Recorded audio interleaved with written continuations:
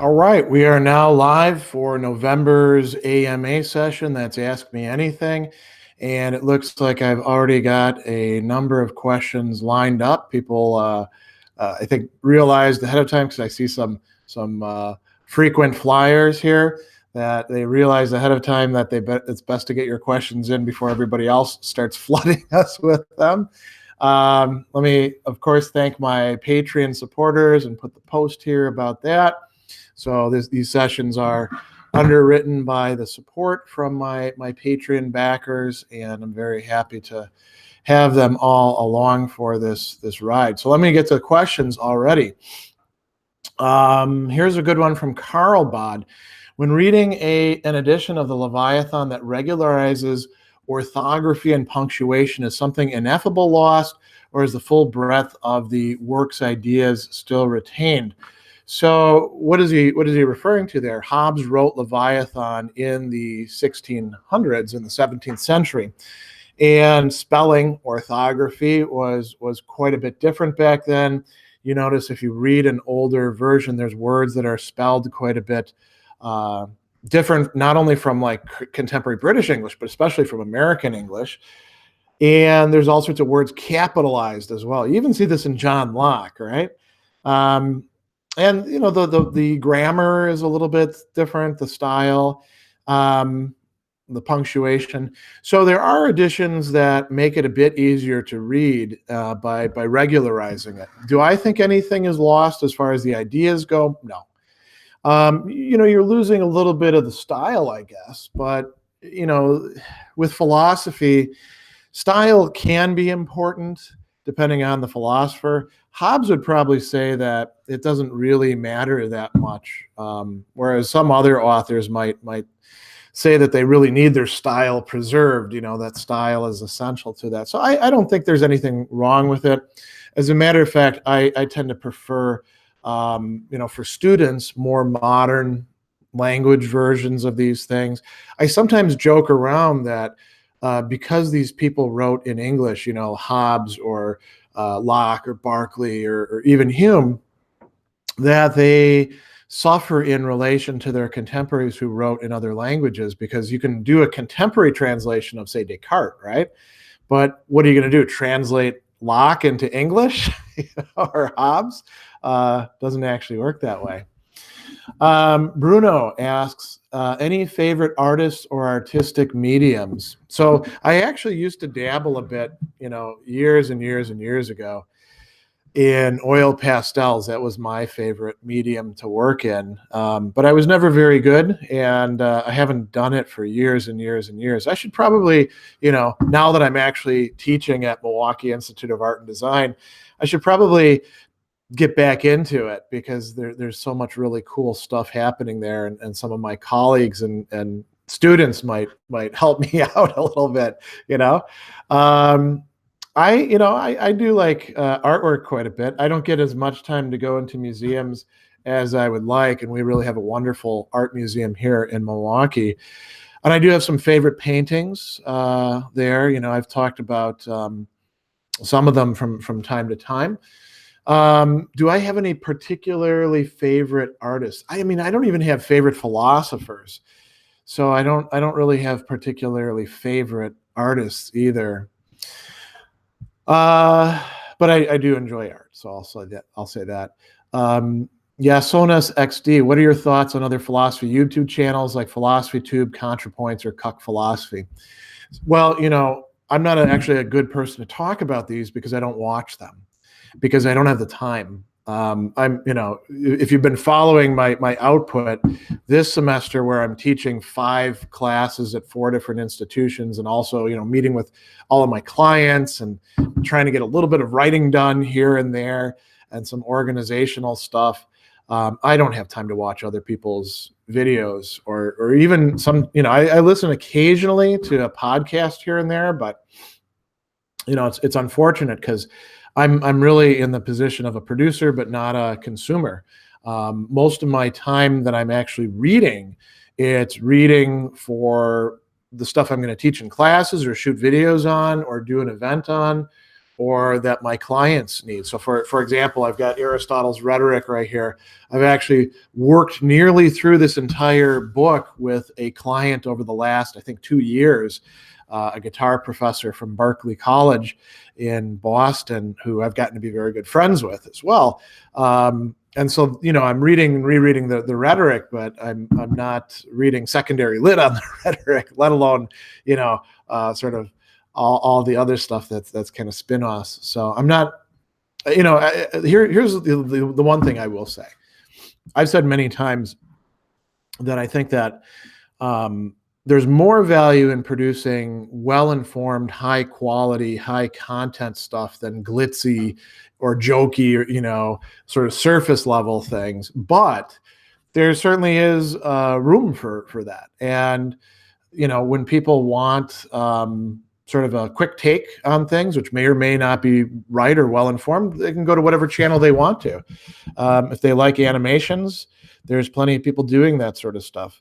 If they want the sort of deeper dive, and the stuff that I do isn't super deep dives, right? Because I'm mostly working for an audience that is encountering these texts for the first time and trying to make them clear. Then they want to go to the channels that do that sort of work. And it's great that we have all of this stuff out here. All right. AP, thoughts on Nick Land? I get asked this every time. Don't have any thoughts on Nick Land because I haven't read them. So somebody wants to send me some of his books, feel free, and then I'll try to get to read them. Per Obezation. Thoughts on John Stuart Mill's defense of free speech. So, okay, this is, we're talking about the classic work on liberty.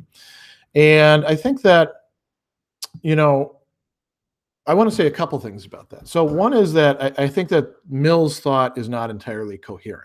I think that he says some things in one place, and then it's in at least in tension, if not contradicted by stuff that he says in other places. But that's not a condemnation. That happens to a lot of philosophers. But I think that on liberty, there's some things where it's not really going to jibe that well with utilitarianism, the other major work that we often have students read, or another one that I think is particularly important, his remarks on representative government. And so there's that. And then the notion of a marketplace of ideas where the good ideas will sort of drive out the bad ones through testing and all that. I think that's very idealistic. Mill also makes an argument for why we should tolerate bad ideas, wrong ideas, false ideas, because there may be some, they may help us to in the process of inquiry get to better ideas. And if we didn't have all sorts of distortive effects, that would probably be the case. But I think the early utilitarians, they were big market theorists. They were really in favor of the free market. Jeremy Bentham, great example of that. John Stuart Mill was, because the free market was freer back then. The notion of a free market these days, there are some, but most are pretty regulated, and they're not just regulated by the government. They're regulated by all sorts of other things. Different things steer them in different directions. And so, we should be attuned to that. So I think Mill, you can probably find better ways to approach the issue of free speech than just relying on liberty. Harris, could you explain Thomas Aquinas's position on beauty as a transcendental? Also, could you detail the influence on nominalism on modernism? So the answer would actually be no for both. As far as I understand, Thomas himself doesn't view beauty as a transcendental. Jacques Maritain makes an argument for beauty being a transcendental later on, and it's not a bad idea. Transcendentals are the things that go, they transcend all the categories of being, so they can be found in all of them. And in a certain way, from a theistic viewpoint, classic theistic viewpoint, they all are sort of, you could say, attributes of God, all right? Or ways in which God is what God is. Does beauty fit in there? I think it does. But there's a lot, and can I explain it? Not really. That's not something I do much work on. Now, the influence of nominalism on modernism. Whenever you get these isms, you got to specify what you're talking about. Modernism means like 30 different things, and it means it in different contexts. So you could say that the approach towards universals called nominalism that you see in thinkers like William of Ockham may have, it certainly has influence on modern thought, right? And then what do you count as modernism? Really, that depends on what standpoint you've got. And it's not as if anytime somebody like tries to tell you that there's like something all the scholars agree on with respect to modernism, they're lying to you, or they're ignorant, or they've got some sort of agenda, in which case there's probably both parts going on. So I mean, there are a lot of modern authors who are opposed to previous ways of doing things, who are nominalist in some way, but I don't think you can draw like a straight line. I think that's sort of schematic history of ideas. It's usually wrong, and I see a lot of it out there. And as a historian of ideas, I see these histories of ideas themselves. They exist in a history, and they pop up, and they come into vogue and then go into decline, and they're replaced by a new one. They're almost always wrong when you actually go to the texts and thinkers and look at the people who get put into these categories. So, all right, Mr. Dharampaji, I never get anything in philosophy. I do get it. I score good marks, but I never really get it. What should I do? Do you think people with subnormal intelligence can understand philosophy? It depends on what you are thinking of as getting it, right? So I think if you're able to actually explain things like in essay form or short answer form to another person, you do get it in some way, right? Somebody asks you a question about Plato, you're not explaining it by talking about Nietzsche's ideas instead. That's part of it. And philosophical texts and thinkers, we keep working at them over the course of our lifetime because there's always more stuff to dig into there. So, maybe you're setting the bar too high for yourself, and then, being self-critical, when you don't have to do that. You should maybe set the bar to where you currently are. And then as you reach that point, you set the bar a little bit higher and a little bit higher, sort of like weightlifting. If you go into the gym and you're just starting out, you don't like go to the machine and like, okay, let's stick the pin in the very bottom and now let's push that. You'll tear your muscles off your frame and doing that sort of thing.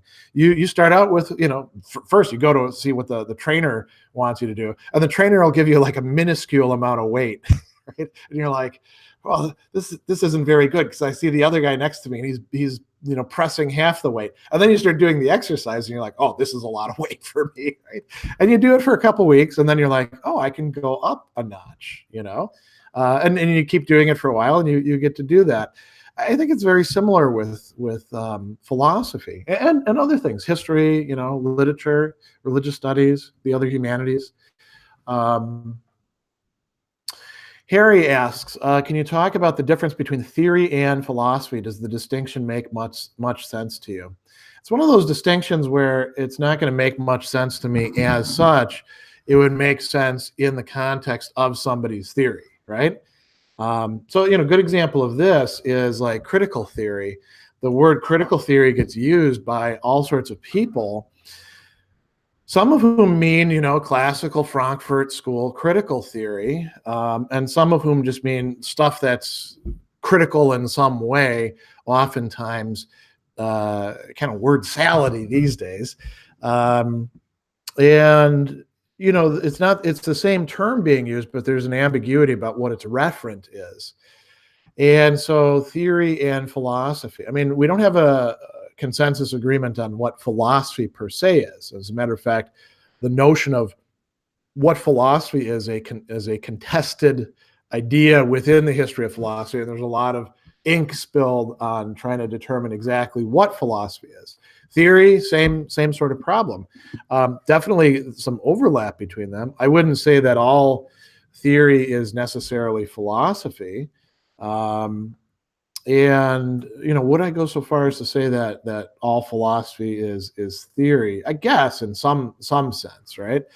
But if you think of philosophy as a way of life, there's interconnections to how we actually live practically and develop ourselves and comportments and things like that. So I don't find the distinction super helpful. I guess some people might find it useful, but it's always going to be within some sort of context, some sort of theory. You define theory, you define philosophy, or you say what the division between them or the distinction is from within a theory or a philosophical method or movement or perspective. You can never get away from that sort of stuff. There is no pure vantage point outside of it. And I think that's fine, so long as we acknowledge that. Der Zweig, how come philosophy is so fond of some formal fields but often makes stuff up when it comes to informatics, even being so ignorant and calling it computer science? I don't know. I'll just have to take your word for granted on that. That wasn't what philosophy was doing when I was mathematics and philosophy major and taking lots of classes with comp sci majors. But I haven't been working in that area for a long time. So maybe philosophy is. But I wouldn't say philosophy. I would say this group of philosophers. I would always try to specify it because, it's not like there's a group of people out there that count as philosophy. As a matter of fact, a lot of philosophers don't accept other philosophers as being philosophers, right? And some philosophy is fond of formal fields. By that we mean things like logic, mathematics. So yeah, I don't have too much of an answer. And I have another negative answer for Chip. Do you have an interest in later scholastics such as Cayetan, Suarez, Molina? No, not really. And again, I could if I did have the time, but if I had the time, there's probably like 50 other people I'd spend my time reading instead of those guys. I did some reading around in them when I was in graduate school, and even went through a Thomist phase, and came out of that. And we could add, why not John of Poinsot as well, if you want to add later scholastics in there. He's really worth reading as well. But most of it is a matter of time. I've also never found the people who are particularly into those thinkers and studying them fun people to talk with, and that's for me a criterion that I use and have no apologies about using. I think that given how limited our time is, it does make sense for us to be picky and choosy about who we're going to take as our interlocutors. Adam Tidor, does the self exist? I don't know. Who's asking that? Do you exist as a self? I think the self exists. But again, self is such an ambiguous term. The self is understood by who? Plato, some sort of Platonic soul as with three parts to it primarily, as opposed to the body. The self as a center of consciousness, the self as memories strung together, the self as a bundle, the way that Hume, who said that, well, there is no perception of the self, but still uses the word self plenty. There's all sorts of conceptions of the self. I don't think it's particularly problematic to talk about the self, unless you have some super strong conception that you want to say everybody has, and you use that as a basis. Just like when people say, oh, does free will exist? Well, what do you mean by free will? Whose conception of it are you using, right? If you mean it in this sense, no, maybe it doesn't exist. But if you mean it in this more clarified sense that you find in this particular thinker, sure, then maybe it does exist, All right. We got a lot of other questions here. Let's see if we can get to all of them. There's a question by 3x4 Architecture. Any thoughts on John David Ebert? And again, I have to say, I'm not even sure who that is. So unfortunately, no thoughts on him. Rayan Marufi, have you read Spinoza's Ethics? What do you think of it? Yeah, I've read and taught Spinoza. I mean, we had first started reading him as an undergrad in modern philosophy class. The Ethics is a very interesting work. I actually have a client recently who was thinking, yeah, we should read Spinoza. And I said, okay, well, let's take a look at the Ethics. And after he did, he's like, oh, I don't think so. It's in this, funny style that's difficult. If it's not impenetrable, but it's difficult to get through. It's got some interesting observations and arguments about a number of different things. I look at Spinoza as being somebody who you should read, just so you actually know what he's saying, not because he's actually right, but because he's interesting. And so that's where I would say that's all I'd have to say about that. Boogie Reverie, are you familiar with the work of Gurdjieff or Upensky? If so, thoughts? No, I'm not. Gabriel, have you read Plotinus's Enneads? If so, what do you think of Plotinus's thought on the one? Seems to be a thread there with Eckhart and maybe later Heidegger. You can certainly say that there's a thread there, but it's not a thread from Plotinus to Eckhart and then to later Heidegger. It's just a broader thread of Neoplatonism. Plotinus is one of many Neoplatonists out there. Used to be in the past, in the history of philosophy, Plotinus, the greatest Neoplatonist ever. But, as we've studied more and more texts, we see that there's Neoplatonisms, right?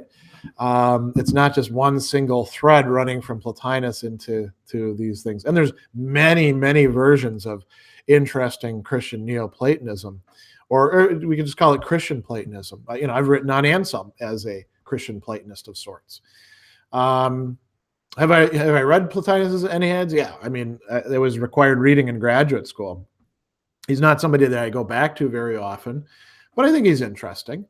I don't think that we have to have this emanation theory that he has.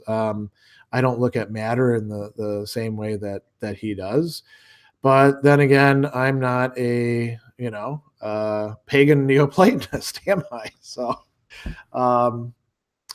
Yeah, and again, if you're interested in Neoplatonism, there's a lot of great research out there on it, and you can find people diagnosing other people as Neoplatonists when perhaps they're not. I don't think Heidegger is a Neoplatonist, but Eckhart certainly is a mystic. Plotinus has a sort of mysticism going on. So that's, there's probably some connections there. Matthew, how do you think psychoanalysis would still have any impact on the modern day pathologies, especially for Lacanian psychoanalysis? Well, Lacanian psychoanalysis, they are, from what I can tell, fairly pragmatic, and I think you have to be with Lacan. You have to say, this stuff actually was good concepts. This was just him farting around and going down blind alleys. And Lacan himself would be perfectly fine with you doing that. He was not looking for disciples. He was trying to take Freud's legitimate insights and figure out whether they worked. For example, the Oedipus complex. Lacan is willing to say in one of his seminars that the Oedipus complex is not a universal. That if it has any efficacy, it's within a particular culture. And I think psychoanalysis can be still useful today in a couple respects. It can be useful for thinking through culture, and Lacan, I think, has some interesting things to say about that. It can be helpful in terms of doing individual depth psychology to figure out what's going on. It's probably most useful when it's done not just as pure psychoanalysis of whatever sort it's going to be, but when it incorporates and integrates other disciplines, which is what Lacan was doing. Again, right? If you read his stuff, he's not just doing the psychoanalysis stuff purely by itself. He's incorporating insights from linguistics, from other psychologists, from literature, from philosophy. So, yeah.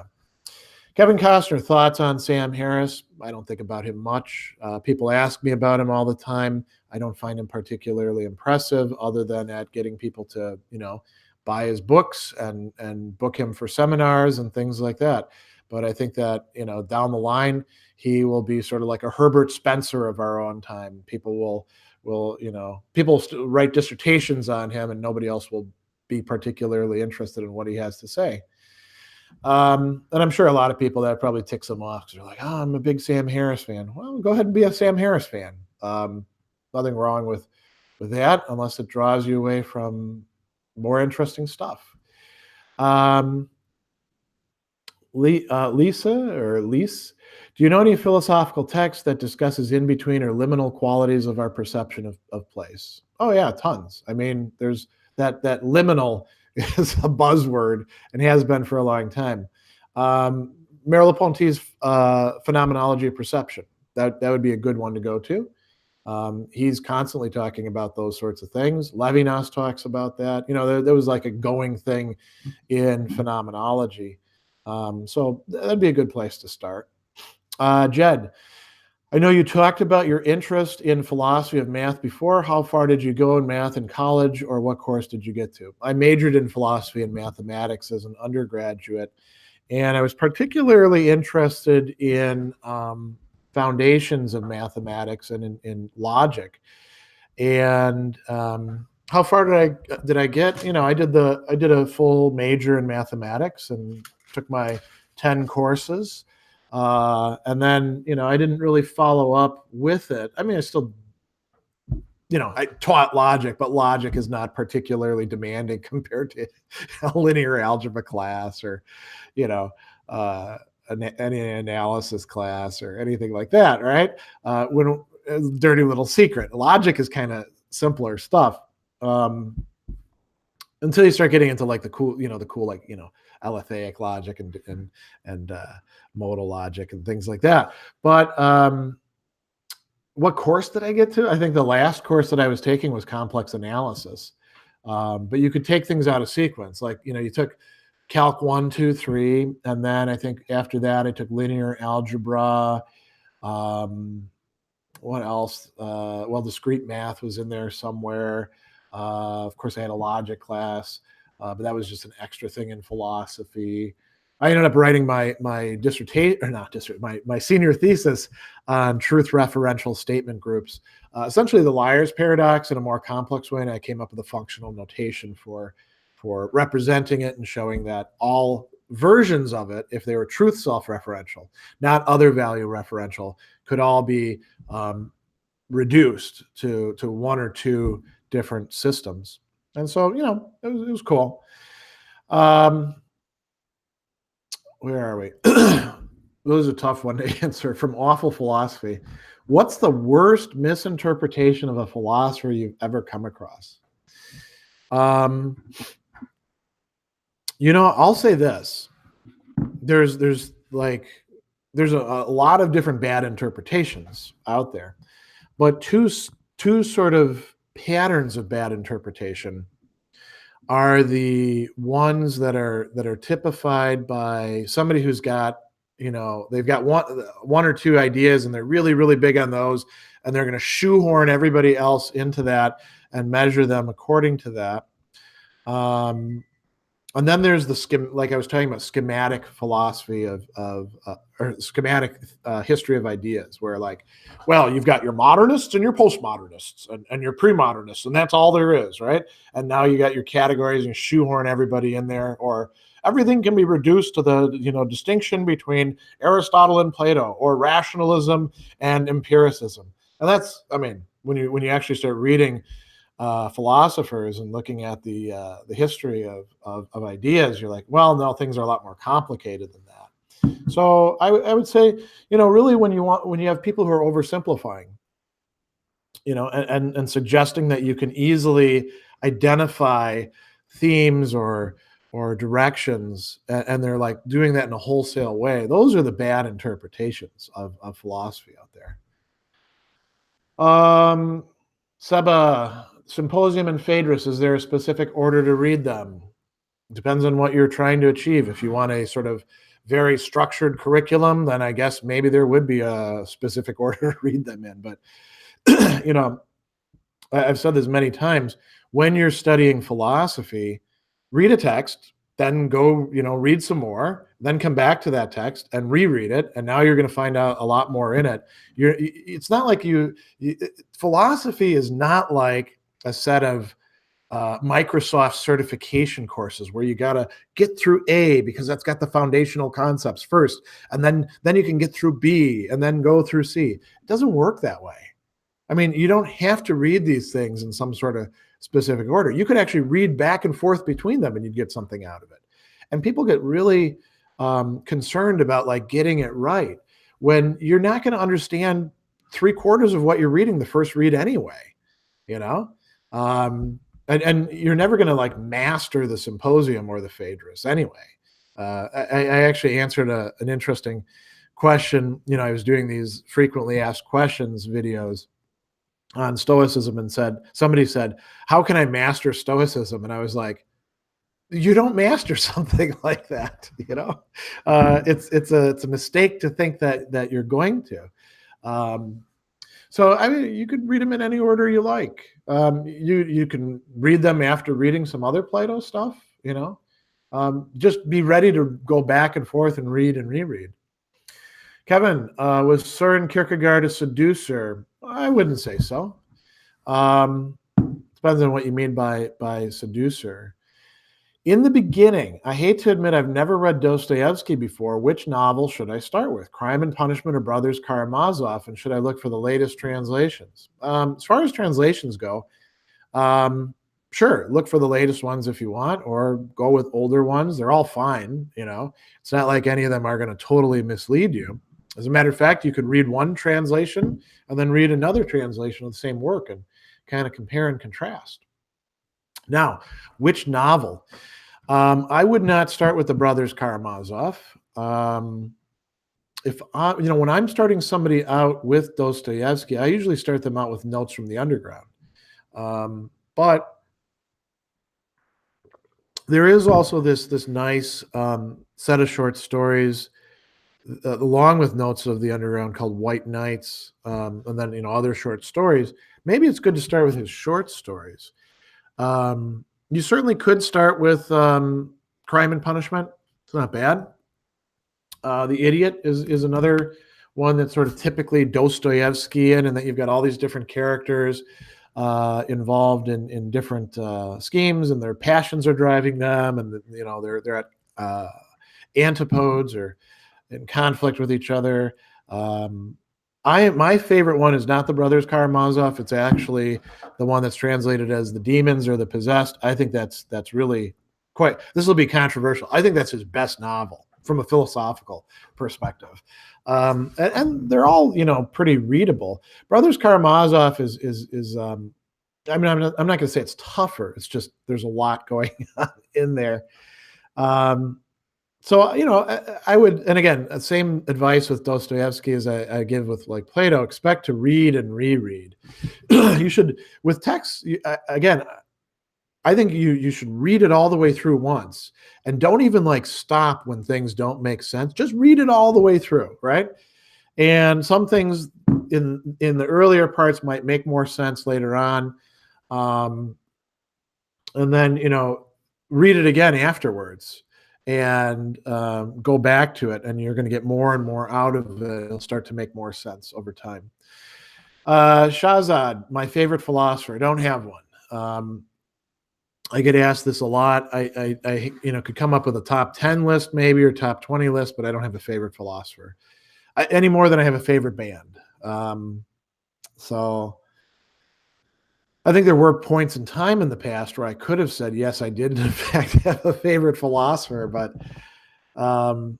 it's too tough to pick, All right, Chip, are you familiar with William Paley? Is he more than historical interest? Yeah, I mean, I think that if you're doing philosophy of religion, you should actually read or at least parts of his works. They're kind of tedious. I actually did read through his main work, and I'm blanking on the one, but it's the one that has the argument from design in it, and he makes it over and over and over and over again. the way that argument from design people typically tend to do. He's worth reading. He's interesting. Is he of more than historical interest? I mean, you're implying that history's not worth, history is only worth knowing if you want to know the history. I think, we live in our history, so it's worth reading things that are of historical interest.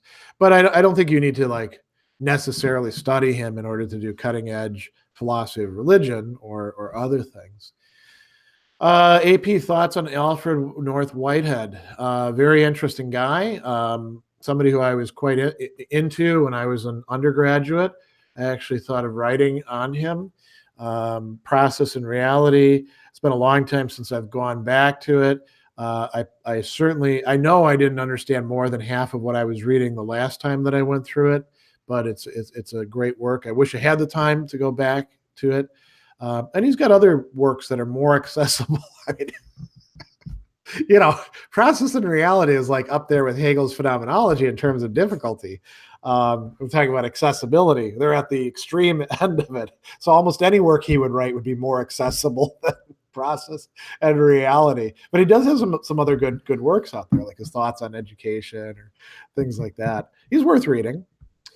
Jed, any recommendations on where to start in philosophy of math? No, I would imagine you could probably just get an anthology that has some good readings in it, or like a textbook. That would probably be the best way to go.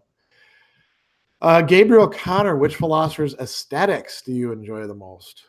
Man, you guys are really pushing me off into areas where I'm not particularly competent. I don't know that I can say that I actually know that many philosophers' aesthetics. It's not an area of great competence for me. I'm not a Kantian, but I do really love reading Kant, and his critique of judgment is quite interesting. There's a lot of very cool remarks on it in there. But what do I enjoy the most? I don't know. Yeah, I'd have to pass on that one. The Proof Architect. I have some relatives who are businessmen, and they said they did not enjoy or have a lot of difficulty with business ethics. Any reason why they think this way? You'd have to ask them about what was it in their class or their teacher that was turning them off on it. I would imagine, so we'll start with this. Probably half the people out there teaching philosophy classes at this point in time, just going by my own experience, are bad teachers. And for a variety of reasons. Maybe they don't prep, maybe they talk down to the students. Maybe they don't know how to speak to people very well. Maybe they don't put the work in to come up with interesting exercises, or they put their class together 10 years ago and then never updated it. You can go on and on and on and on. And that sort of thing will turn people off, because we learn philosophy not just by picking up textbooks and doing assignments, but by our engagement with the teacher. And so if you got a crappy teacher, you're probably not going to get much out of the class, understandably so. And then you will understandably judge the field by the introduction that you had to it, by that one class. And same thing you can say for intro to philosophy or ethics classes or critical thinking classes. Bad teachers produce the impression that the discipline itself is boring, stupid, elitist, whatever we want to say. There could be problems on the students' ends too. Students who were not ready to take a challenging class will not get that much out of a challenging class. Students who don't do the work, students who try to cut corners. Think about if you're supposed to study Aristotle and read Aristotle and you just go to Spark Notes. Well, you're not encountering Aristotle. And it doesn't do any good to complain about it afterwards, because you never actually made contact with the real thing. The other thing I will say too is that there is a problem in business ethics on two different sides, right? And it often depends on who's teaching it. Sometimes business ethics gets taught by business professors, and there's a certain deformation of the class that comes with that. Sometimes it's taught by philosophy professors, and they have a certain tendency as well. And sometimes it can flip. So the tendency let's associate with philosophy professors is being too idealistic. Saying, here are the standards, none of you business people meet them, we have to be much more critical, and they don't find ways to reach the students, and get them to see how to get from the point A where they are, the typical way of doing and understanding business, to B, which is a better, more ethical way of doing it, because they want them to be at point Z instead. And so the students are like, well, shit, I can't do anything then, right? I'll never measure up to these standards. The opposite extreme, which I would say happens more often when business ethics is taught by business school professors, is to say, well, you don't need to go from point A to point Z. As a matter of fact, you just need to go from A to a little bit beyond A, and that's good, right? Because you're more ethical now. What we need is like, no, you got to get to point M, right? And here's the ways to do it. And that just doesn't happen all that often. I will say that, I'm really enjoying getting to teach it again this semester, and Marquette is going to have me redesign the course for an online setting. And I've already been asked to teach it at another institution in the fall. So I'm going to be doing a lot of building stuff that I can also put into my own online classes available to the general public in the Reason.io Academy later on down the line. So, all right. Made of Clay, do you think Zizek is overrated? Yeah, I would say that, although I wouldn't, that's not the primary term I would use. I would just say with Zizek, I always got to ask, what am I going to get out of this? I mean, if I'm going to read contemporary philosophers, people who are out there doing work right now, I'll just pick one other name out of the air. Should I spend the time reading Zizek, or should I spend the time reading Agamben? I know that I'm going to get something out of reading Agamben, Giorgio Agamben I'm talking about, the Italian philosopher who, was very engaged with the history of philosophy, but thinking about contemporary issues. I can't say the same about Zizek with what I've read. And if I have to do too much work to disentangle what the hell he's talking about, and I'm, somebody who knows these reference points, I'm just not convinced that it's worth my time. So, I do, in fact, sometimes cite Zizek and post his stuff, but it's usually the more topical essays that he's writing about, our contemporary political situation. Neon Moon. I was wondering if you enjoyed any non-Western philosophers, especially those who are familiar with some Western philosophers, such as Al-Farabi with Plato, Mullah Sadr with Heidegger, Al-Ghazali with Augustine. Did Al-Ghazali actually know Augustine? That would be a big surprise to me. Yeah, I enjoy reading non-Western philosophers. I'm not by any means possessed of expertise in the field. I'm handicapped by the fact that I don't read, say Arabic or classical Chinese or Japanese or Sanskrit or any of those sort of things. So I'm always leery about, taking a stand, because if I want to say something about Plato, well, I can read the Greek, If I want to say something about Thomas Aquinas, I can read his Latin. If I want to talk about Descartes, I can read his Latin and his French. So I'm a bit more confident that I'm actually getting it right with those. And yeah, there's quite a few. I used to teach fairly routinely. I'd teach world religions, in which case we got to talk about a little bit of philosophy, right? A little bit of Confucius, a little bit of Taoism, a little bit of classical Buddhism, some stuff from Vedanta, But and talking about the Islamic world, we talk about some of the philosophers as well. And then I did get to teach a few times a class on non-Western philosophy, but that was back when I was teaching in the prison, which is more than 10 years ago. So it'd be something that would be fun to get into, but I don't know that I actually do have the time available for doing that. All right, Cozy has a cryptic comment here. We've platformed these false ideas on equal footing with the truth unacceptable. I don't know what that means, but maybe free market for capitalists to crush us all into slavery. Again, I don't know what that means. Matthew, what do you think of Mark Fisher's capitalist realism? I don't know Mark Fisher or what capitalist realism could mean.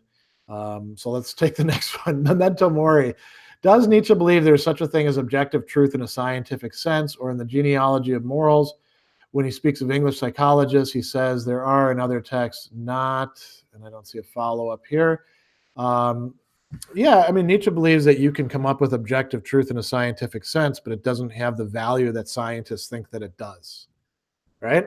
So if you want to say, well, that's not really the same notion of objective truth, okay, he would grant you that. I mean, he thinks that the scientists, the men of science, the people who are subject to what we nowadays call scientism, are basically theologians who substitute in a bunch of other terms and concepts for the theology that they think themselves so much better than for having rejected. But they're still doing the same thing. They're still motivated by the will to truth for some sort of like universal set of truths that are going to hold constant, some highest value, and they're contributing to, and they don't help us with tools for combating nihilism. E.T., I'm a student of literature. Where should I start?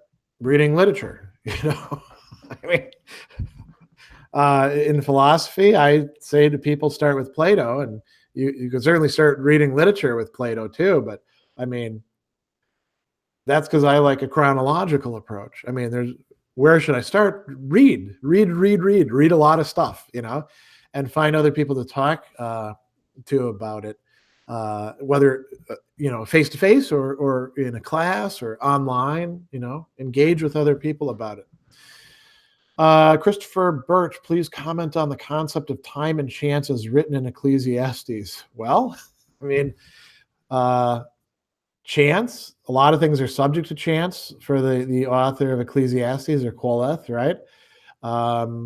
And time, time is going to show you over and over again the same sort of stuff happening. It's a very pessimistic viewpoint on things.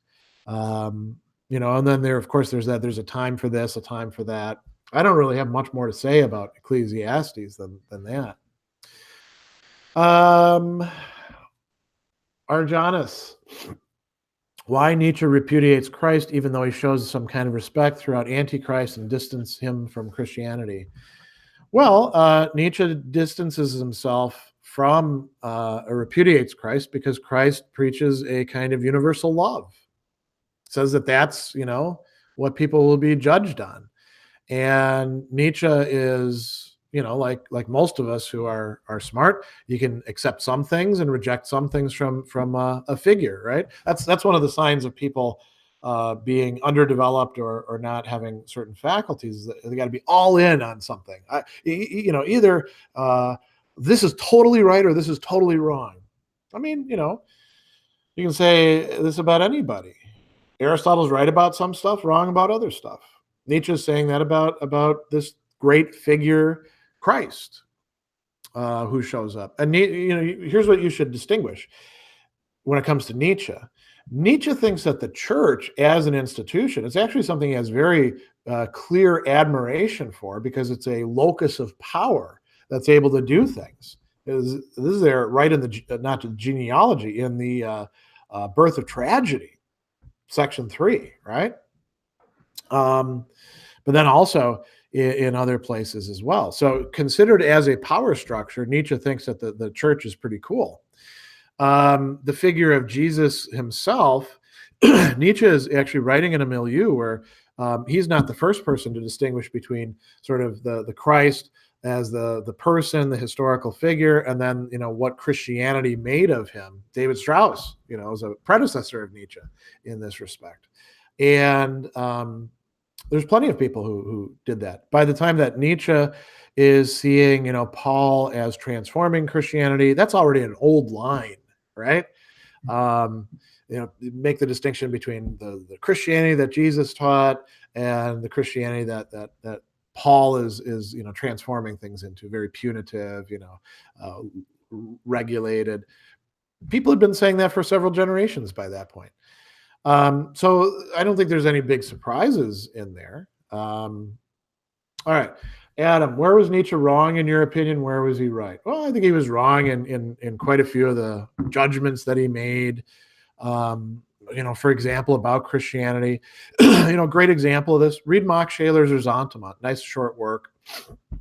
Shaler he'll say Nietzsche is right about the way ressentiment works. He was wrong to associate it so exclusively with Christianity.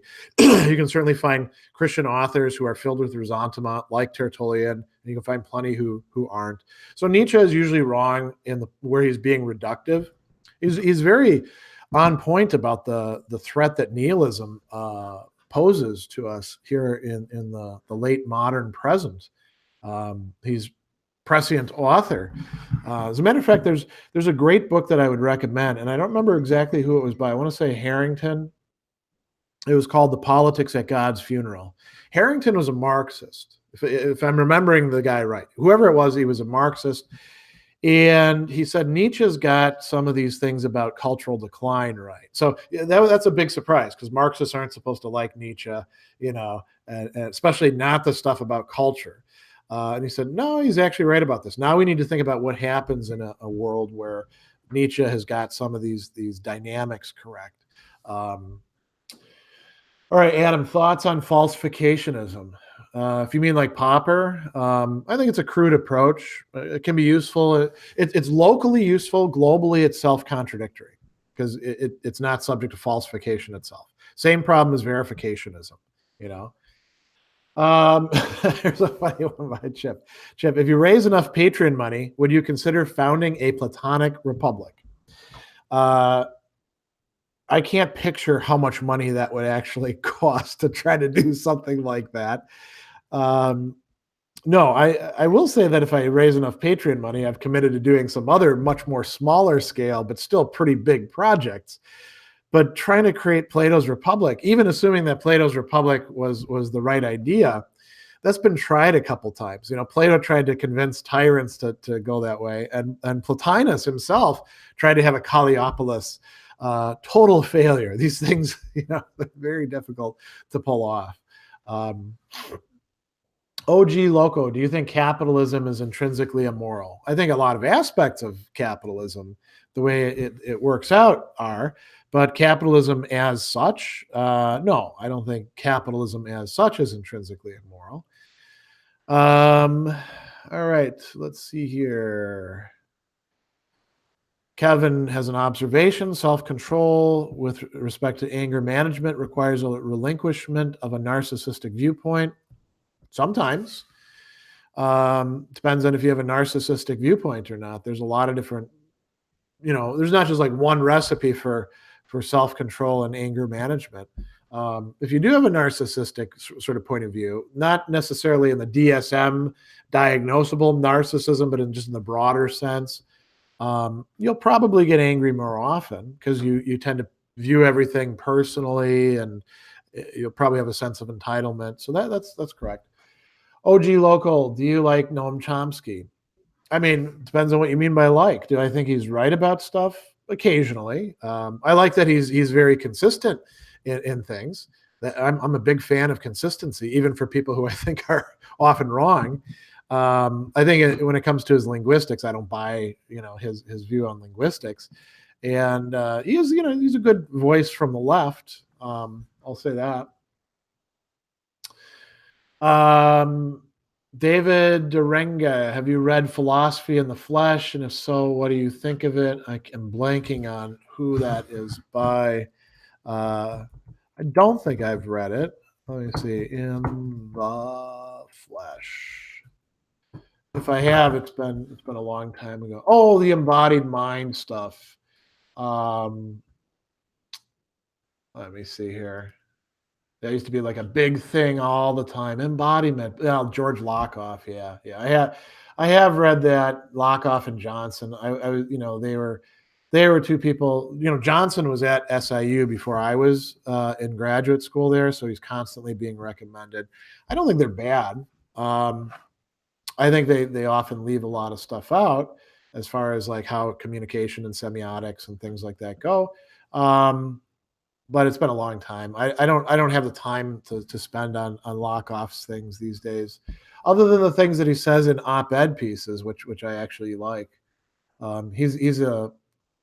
Unfortunately, he's sort of a Cassandra. He was able to, tell Democrats how they should, redo their message so that they would stop losing elections, and they just wouldn't listen to the guy. All right, here's a question from Condetiero. Was Hegel just trolling us through his works? Definitely not. I mean, he didn't have the modern reader to begin with in view at all. And I think this is something really clear.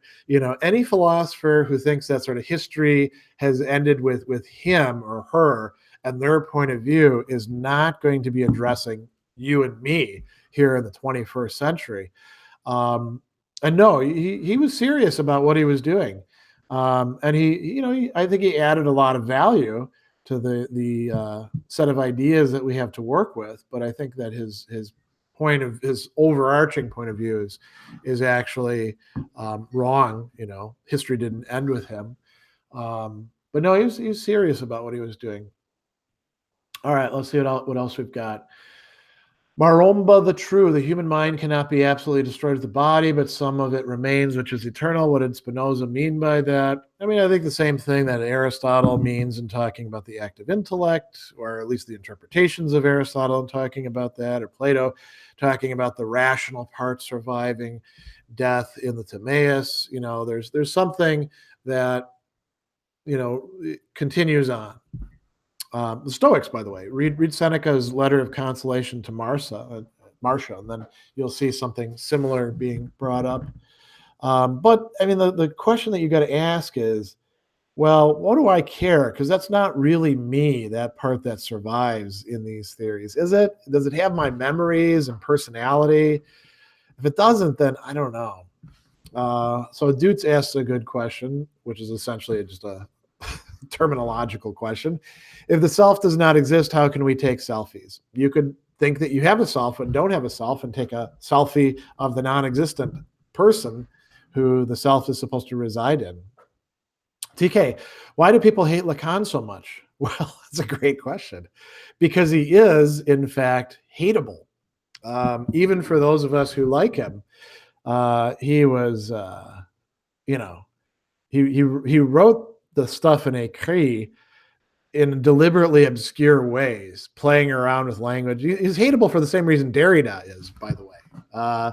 Showing off, playing around with stuff makes you work so hard. And the justification, well, it's important that you work so hard to get these ideas. I'm helping you out this way. Yeah, sometimes that's the case. And sometimes he just, was what we call in French, précieux, translated as precious, but you might say kind of full of himself. And I think that's one reason. And then people also hate stuff that they read little snippets of and don't like what they're reading, or they've been told they should hate. You read other authors and they're like, Lacan sucks. Oh, well, now I know I should hate Lacan, without reading him. Just like people read Popper and they're like, Plato sucks. And you said, did you ever read any Plato? Yeah, I read some excerpts. Oh, okay. That's not really knowing the author. All right. Western man, was Plato correct to suggest men be kept from philosophy until the age of 25 to be mature enough to use it? Why did he think this? I mean, Aristotle says something similar about ethics. The idea is that what you need instead is sort of like foundations, and sort of an ideal education. You can make a case like that, but when do you ever have the opportunity to create some sort of ideal education like that? And in the places where they do, people still turn out to be screw-ups. I think the idea of keeping people from philosophy until a certain date it's a bad idea. That said, I don't think you need to be like trying to introduce children to philosophy if they're not interested in it. You probably have to orient it differently to 6-year-olds than you do to 12-year-olds, than you do to 18-year-olds, than you do to 25-year-olds, right? So, all right. The ever-present asked question, thoughts on Evola? I don't really have any thoughts on Evola. I guess he's quite popular these days with people.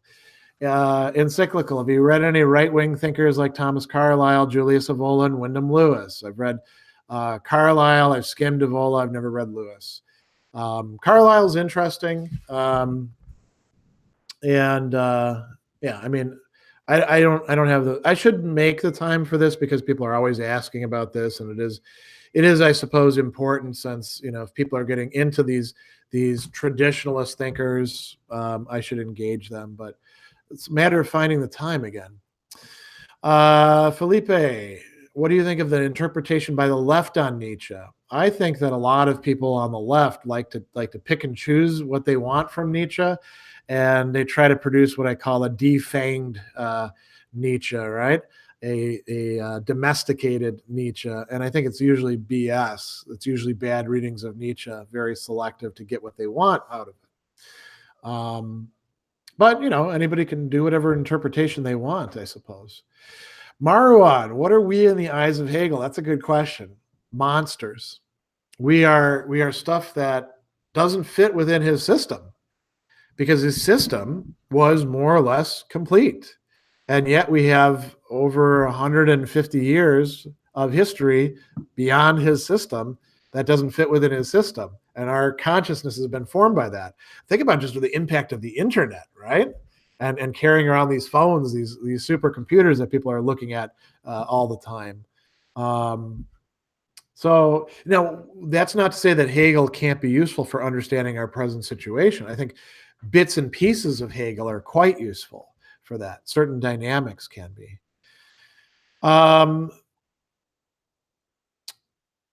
As thoughts on the thesis of Georges Canguilhem and Jean Hippolyte that there is no truth in philosophy. Well, that's news to me. Since the philosophy is concerned with the essence of truth does not respond to the criteria of truth. I don't know that argument. I would be surprised to see Hippolyte saying that, but Canguilhem, I wouldn't be that surprised. But I don't have much to say about it because it's not something I've thought much about. Linda, what works and sources do you recommend when starting to read, translate medieval Latin? I do know classical Latin. Well, read Thomas Aquinas. He deliberately made his writing easy to read for beginners, as he says, the imperiti, right? The inexperienced. And there's plenty of others. I started reading Anselm after that. That's how I got into Anselm in the first place. I first started trying to read much more difficult works, and then I was like, I got to go and do some simple stuff. So I did Aquinas for a while, and then I started reading Anselm, who's a bit more rhetorically complicated, and he's fun. I'm not a medievalist per se, so I don't really have a lot of great advice to give you on that. Alexander Santos never really understood Duns Scotus's argument for the existence of God. Any thoughts on the argument? No, I'd have to go back and take a look at it, and I haven't for years and years. Tony Hiffling, can you suggest any modern thinkers that are similar to the Stoics as self-help for day-to-day life? Modern Stoics. I mean, there's a whole literature out there of people who are harnessing the classical Stoics and transforming it into self-help. I've done reviews on my channel of some of those books. Some of them are more faithful, some of them are less faithful. So yeah. OG Loco, what do you think of Jung's quote, the greatest burden a child must bear is the unlived lives of their parents? Well, that's the case for some children, right? The people that their parents are trying to live vicariously through. So they have to be on the football team, or they have to, be in the beauty pageant because mom or dad is trying to live out a fantasy of a life that they didn't enjoy through them, or they have to be successful, or they have to date a certain kind of person, or we could add all that sort of stuff. I think that is a common dynamic. It's a big problem, isn't it? And this happens too in sort of like academic things, the professor who pushes his or her student to do the research that they wish they had been able to do. And I think sometimes you have to stand up for yourself and say, I need to chart my own path. I might come back to your path, but I need to chart my own path. OG follows up. What do you think of sophist Jordan Peterson? Well, I hesitate to use that word sophist because it has on the one hand, it's sort of like calling somebody a fascist. It can mean anything you like to anybody, right? And on the other hand, I know what the actual sophists were like. So I'm not a huge fan of Peterson, right? I've said this many, many times. People ask constantly about him and about Sam Harris and others. But I don't spend the time to watch his videos, or I haven't read his latest book. I read bits of Maps of Meaning and didn't find it particularly interesting or impressive. And I've said this many times before. I think he's become a prisoner of his own success. Um, he's kind of, ever since he's been embraced by the right as a darling, there's a tendency to start, when people are all saying what a great person you are and how brilliant, to start believing that sort of thing. And that's a tough thing to resist, right?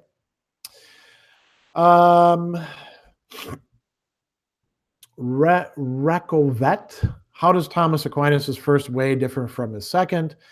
To clarify, is existence the efficient cause part of actualization, motion? If so, is the second cosmological argument redundant? I'm probably not a good person to ask about that, because to me they do look pretty similar, right? But you look at commenters who spend a lot more time with that on it than I do. I haven't taught philosophy of religion for years now, and I haven't had the time to go back to it and think very much about it. I've never really liked the five ways anyway, because they always end with, and this is what we call God, and I'm like, no, it isn't. This demonstrates something, but not the fullness of what we call God. So yeah, I'm gonna pass on that one. SP Dix, what do you think about the radioactive carbon-14 method? Is it valid? Ask a scientist. I take it for granted that it's valid. I've never looked into it. What do you think about the Christian arguments about the age of the earth? You mean some Christian arguments, the very small minority of Christians who, because of a certain kind of biblical literalism, think that the earth is only a few thousand years old, because they're not the majority of Christians. They're actually a very small, but vocal minority.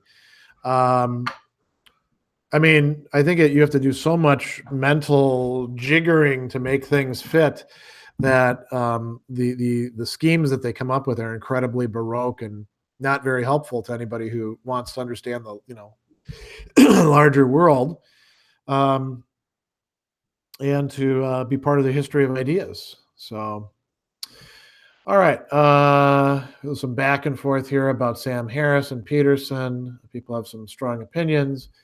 Brian Eck, it's very often thought in many scientific circles science progresses while philosophy doesn't.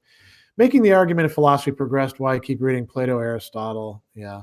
Well, because you actually want to understand something about human nature and the history of our ideas and stuff like that.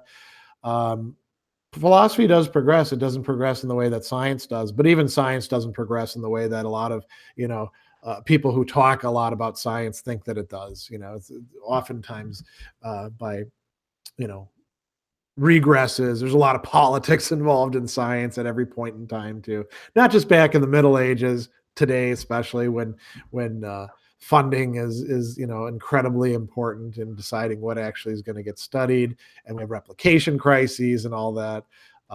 So that's probably all I need to say about that. Have I read David, and I'm not sure how to pronounce this, Scribina, Thoughts on Panpsychism? You should read Metaphysics of Technology by Scribina. Well, like I said, if people want me to read something, send me a book.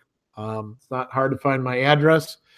And if people send me stuff, then I will try to make the time, although I have a stack of stuff that I'm behind on. I've never read David Scribina or heard of him. Thoughts on panpsychism. It's an interesting perspective, well worth engaging in, but I don't think that I'm a panpsychist, even though I've been on the panpsychist. What is it?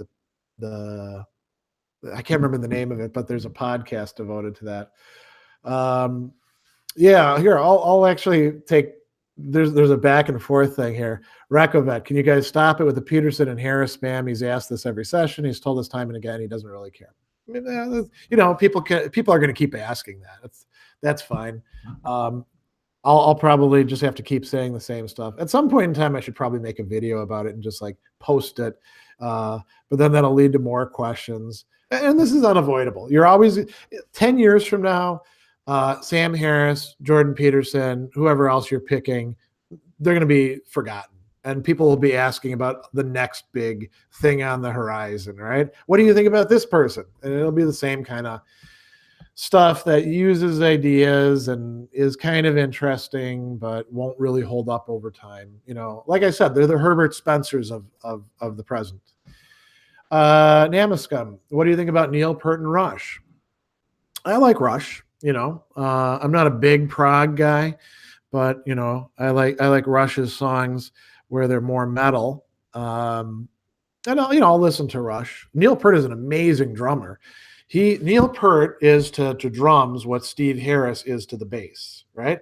Where if you listen to Rush songs, you're going to hear all these interesting drum lines, and you're not going to hear the same thing done twice in a given song. Steve Harris is like that on the bass. Steve Harris, the bassist of Iron Maiden, one of the few metal bassists in the 80s to draw the attention of jazz bassists, by the way. Stanley Clark mentions him and Geddy Lee in his bass guitar book that he wrote back then.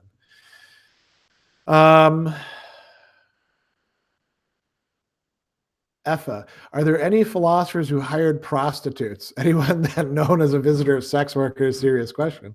Oh, yeah. Yeah, I mean, Aristippus back in ancient times took some heat for that. And his response was quite funny because, Aristippus was a hedonist. So everything is about experiencing pleasure. And he said, well, why the hell wouldn't I hire prostitutes? I can get the pleasure directly without going through all the other stuff that you have to do. And from that point of view, I suppose it's quite rational, here's another philosopher who didn't hire a prostitute, but one was hired for him. Think about Thomas Aquinas. If you don't know the famous story of Thomas Aquinas, he had a religious vocation, right? And his parents wanted him to be a Benedictine because back then the Benedictines were well established. And he wanted to be one of those, basically, what would the equivalent? They were kind of like the wandering dirtbag Dominicans, at least in his parents' view. These are the mendicant friars. They go around begging for people, and their order is, not that old, not like the good old Benedictines. And if you're going to be a religious person, go be like that, something established. And he's like, no, I'm going to be a Dominican. And so they locked him up. And at one point, they brought in a prostitute to try to seduce him, and he kicks her out. So there's another prostitute story. And I'm sure if we dug into it, we'd find plenty of philosophers here and there who have hired prostitutes. But, this is not something I've actually done any research into. I'm sure somebody actually has, because everybody's always into things like that. Brian Eck, how does the person who leaves Plato's cave know that he isn't in an even bigger cave? Well, presumably by having, encountered the forms directly. And there would be some sort of difference between what he observes as he's going out of the cave and coming back into it, seeing the puppets, stick figures, and stuff like that, and encountering reality directly. And you could say, well, maybe that's also made up. And I think at some point you would have to say, there's got to be something different about the experience. And that's about as much as you get out of the analogy as he has it. Spedix, what do you think of Carl Sagan and also agnosticism? Well, I think agnosticism in many respects is perfectly respectable. I think some people do it out of laziness, and I think some people do it out of a sort of, agnostics are supposed to be open-minded, but there's ways of being closed-mindedly open-minded, I think. I like the agnostics who actually are troubled by the idea that maybe some of this religious stuff could actually be true, rather than the ones who are super confident in their agnosticism. I've never found Carl Sagan a particularly interesting guy. I remember watching his show when I was a kid. A lot of people really love him. But I don't know. For me, if I had to spend time with somebody, there's a lot of people I'd much rather spend time with. Gore, Quill, Nacho, Vidal. That's quite a combination there. Any thoughts on Rollo Mai? I like Rollo Mai. For those who don't know, Rollo Mai was a psychiatrist and he wrote quite a few interesting books in psychology. He's coming out of the psychoanalytic movement and also the existential psychotherapy movement. Yeah, I first encountered him actually when I was quite young because he was still popular back then, and I had to go to a lot of therapy when I was a kid. But I've enjoyed the books that I've read by him. Haven't had much time. Encyclical favorite poet. On that one, I guess I can say, because it's somebody who I work on, but I like him not just for his poetry, but also particularly for his letters, and not just his letters to a young poet, but his other letters. And that's Rainer Maria Rilke. Really enjoy his stuff. T.J. Bonnet, how do you feel about the future of the humanities? Well, I think the humanities are going to do just fine. In terms of there's going to be the books available and people are going to be studying them, and there's going to be all sorts of ways of getting to do it together or learn from other people. YouTube itself is a major factor in that. I mean, think about it. I've created 1,400 videos in my main channel alone that are probably going to be around so long as YouTube doesn't go away for at least a generation, maybe longer. And they're about things in philosophy. There's people doing that for English and history and all sorts of other things. So, the humanities are going to do okay. The academic humanities, maybe not so much, but that's because they don't often make a good case for themselves. You do get the STEM people being sort of stick in the mud, kind of, blindered, saying STEM, STEM, STEM, STEM, STEM, STEM, STEM, but why do they do that? Well, because they had crappy humanities training in the past, or they like to stick with what they can do well.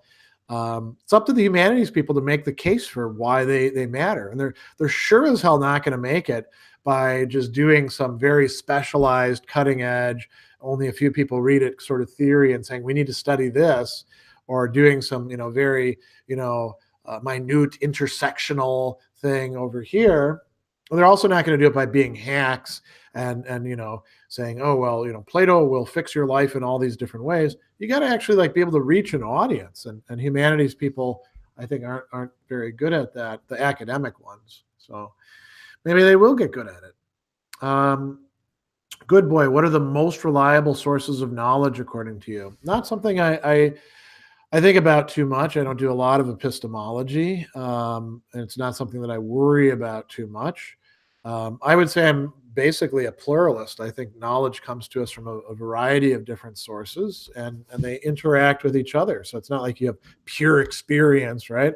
You never have experience just by itself that you're not already engaging with through the ways in which you feel or think. So I don't really have a good answer for that. TD, is bilingualism enough to study or practice philosophy, or should you be a multilingual? Can monolingualism be defended at all? Well, bilingualism is being able to interact in another language. And you might be able to, you might be bilingual in German, but that doesn't mean you can actually read Nietzsche or Heidegger or Hegel in German and make sense out of it, right? Because being able to read, Der Zeitung, or watch German TV shows, which is great, and get by and order a meal, or I don't know, maybe do your taxes in German. It doesn't mean that you actually understand the concepts in that language, and maybe you're better off actually reading it in English. Kant, German students actually like to read Kant in English translation because they say it makes it a little bit easier to understand than Kant's original German. So we got to be really careful about what we're talking about. If you're studying philosophy, you can learn languages, but it's not the same thing as learning it so that you can get by within that cultural space. Unless somehow that philosophy is really distinctively French, and like with Descartes, right? What would you need to have to study Descartes? You would say French, but actually you need Latin, because he wrote the Meditations in Latin, and they were translated not by him but by somebody else into French. So yeah.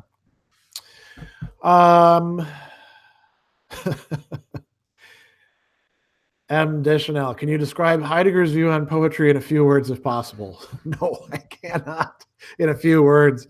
Other than saying that poetry is different than other types of language in that it opens things up more. And one of the things that not just Heidegger, but other 20th century thinkers have pointed at is that in poetry, we are more attentive to language's own self-referentiality. But no, I can't try to sum up Heidegger's understanding of poetry in a few words. Lyndon, are there any points of convergence between Nietzsche and Hegel, or is what they're doing just so different they both like Heraclitus? There's all sorts of points of convergence. They've read a lot of the same people. They're both trying to make sense out of the history that we're involved in. They both think that there's some sort of point to philosophy. So I think there's all sorts of points of connection, if not necessarily convergence. In the beginning was the splurge. Isn't everyone to some extent a philosopher? I mean, if we use the word philosopher in a broad enough way, I guess. Sure. But then we can talk about, we should probably say this, isn't everyone to some extent a crappy philosopher or a lazy philosopher or a philosopher who actually doesn't engage enough with the discipline and history of philosophy? And you might say, yeah, for most people, that's the case. But then again, you don't actually have to necessarily study academic philosophy to live a good life and make good decisions. Augustine talks in On Christian Doctrine about old ladies who understand the nature of faith, hope, and charity far better than learned theologians because they actually practice them, unlike the theologians, right? And we can talk that way about ethicists. There's been some ethicists in the news who are really scumbags, sexually harassing their students. Oftentimes, these are the people who are like they've won prizes and they're viewed as important people in the field. So there's nothing that says that studying philosophy is going to make you into a better person, but it probably will help out a little bit. Happy 63 funny. Why don't folks talk about Xenophon? Folks do talk about Xenophon in ancient circles. People do talk about Xenophon, but he doesn't get quite the same press that Plato does. But he's somebody good to check out. He's quite fun. All right, Memento Mori. Good night, Professor. If Nietzsche believes there's objective truth, though lacking the value ascribed to it by scientists, then why does he say there are no facts, only interpretations? Because facts aren't the same thing as objective truth, and there is objective truth, though lacking the value ascribed to it by scientists. The value ascribed to it by scientists is that it's purely factual, remains the same for everybody, and we can rely on it for everything. That's an interpretation. So, you could say objective. I mean, the whole objective subjective thing, if you're trying to understand Nietzsche, it's not really helpful, quite frankly. It's better to talk in terms of interpretations. Some interpretations are more seemingly objective and some are more seemingly subjective, right? But they're all interpretations for Nietzsche. So, all right, Phantom Upload, another one of the people I get asked about almost every time. What are your thoughts on Alan Watts? I think he served a valuable purpose at one point in time. The people who are really well versed in Asian philosophy, which he helped to popularize over here, generally say he got a lot of things wrong and was very selective in what he was studying. When it comes to Buddhism, I would say that one of my friends who studies a lot in this really can't stand Watts, because Watts is part of the Buddhism is basically Zen. And there are many other schools of essentially Chinese Buddhism that had a very important role and that are being practiced today. Pure Land Buddhism is just as important as Zen, but you're not going to hear Watts talking much about that because he's much more interested in the open-ended stuff. And so I think Watts was cool for people who, he's sort of like a good gateway for some people, but don't stick with him. If you're going to do anything, go from Watts to Huston Smith, right? Huston Smith is still, kind of it's all one man, mysticism, that kind of thing. But at least he's got some rigor to his work, on comparative religion. All right. Googly Moogly, I'm aware of your opinion on Bertrand Russell as a historian of philosophy. What do you think of him and his philosophy, though? I mean, I think that his early stuff is quite interesting, though wrong, as he recognized. And his book on power is interesting, though. Of course, anytime you get Russell, he really does have the blinders on, and so it's of limited value. So, all right. JP Fanboy, the first chapter of Ecclesiastes is 57 punctuation marks broken down into 22 commas, 8 colons, 8 semicolons, and I just lost it here. A lot of stuff here. 2 question marks and 17 periods. Well, if anything is vanity of vanities, I think so. That's probably part of it. Who cares?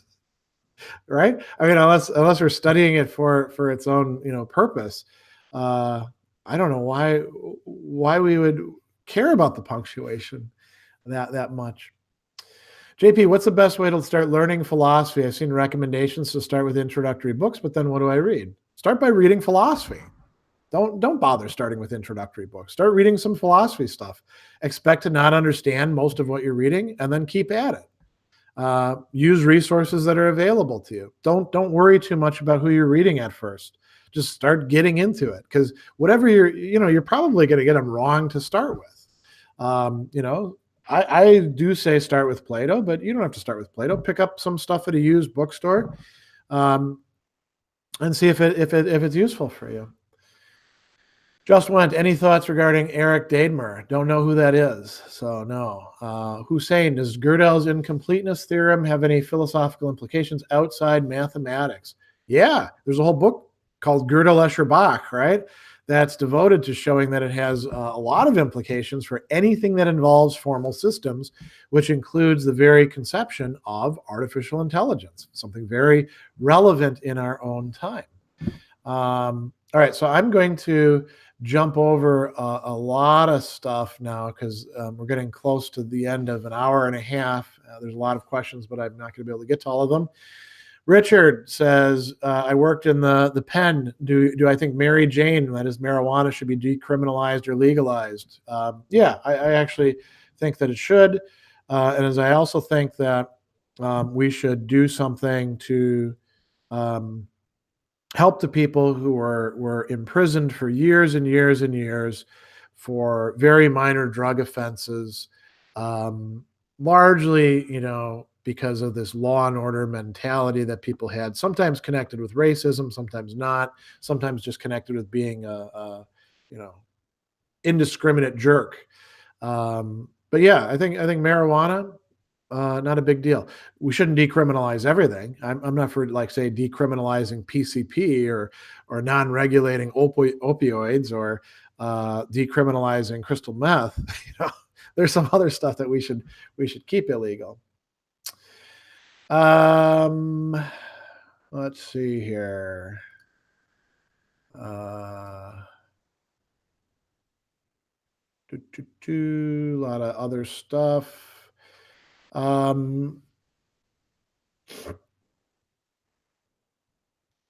Brian Nova, Dr. Sadler, I think Pascal's wager is kind of circular, but because you must accept concepts like heaven or hell to discuss them, but to do so is to accept the existence of God in advance. What do you think? I think that's completely wrong.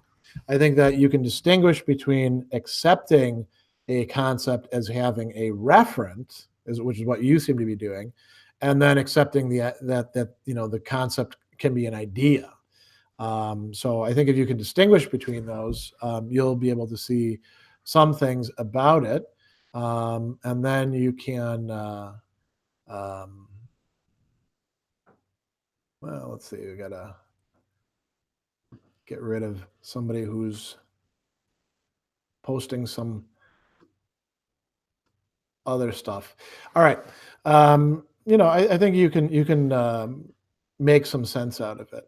So, all right. Let's see here. What else can I go out on?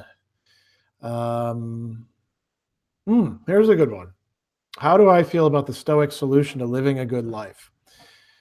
This is from Will Collins. I think that a lot of it is quite good. I don't agree with it 100%, but I don't have to because I'm not a Stoic as such, like an Orthodox Stoic who everything has to be Epictetus, Marcus Aurelius, or Seneca, or whoever else. But I do draw on it pretty heavily. So I'm actually it's kind of funny. So I'm more of a Stoic if you go by buying into Stoic doctrines than many of the people who self-identify as a Stoic and haven't studied it as much. But I also am an eclectic. I bring together Stoicism, Platonism, Aristotelianism, some Christian thought, some existentialist writers, some other things, and kind of put them together into what works, even some pragmatist writers. All right. Let's see here. Googly Moogly, do you ever listen to death metal? No, I find death metal boring, quite frankly. And I found it so even when it was first coming out in the 80s. I listened to what we call classic heavy metal, so the stuff from the 70s and 80s and some of those bands going into the 90s and 2000s. I do like some thrash, but I don't like the direction that death metal went. I like some power metal. I like some what do we call that? Not sludge. The thing that it came out of doom metal. The stuff that's more Sabbath like. But I'm not into death metal. I'm not into most of the genre metals. Quite frankly, I find them too gimmicky, and it's not my thing. Let's see here.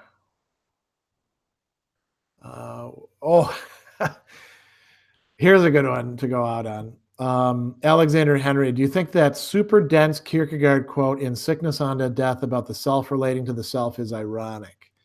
So that he's talking about the very beginning of Sickness Unto Death, where there's this whole paragraph, very complex, requires you to do a lot of thinking. It'd be good for me to do some core concepts and put that on the chalkboard sometime. Do I think it's ironic? No, I think Kierkegaard really does buy that. So it's not ironic in that he would be saying something that he doesn't mean to try to lead us to something else. It is tricky, and it does involve some self-reference, right? A lot of self-reference. So I can see why somebody might see it and say that it's ironic. But I don't think it's ironic in the typical ways that we talk about that. So, all right, I answered a lot of questions. I had to leave some questions for